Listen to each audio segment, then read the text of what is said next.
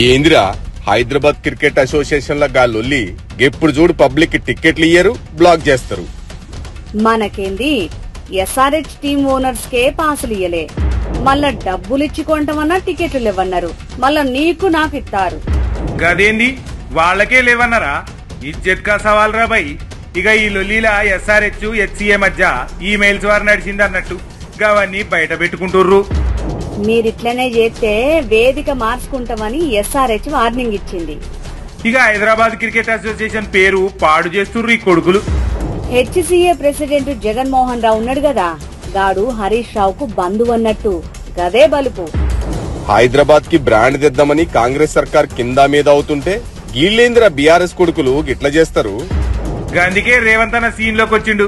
హెచ్సిఏకి left and right పీకిండు. మజాక్ చేస్తే మంచిగుండదు బిడ్డ అన్నాడు. మంచిగా చెప్పిండు. అవు మళ్ళా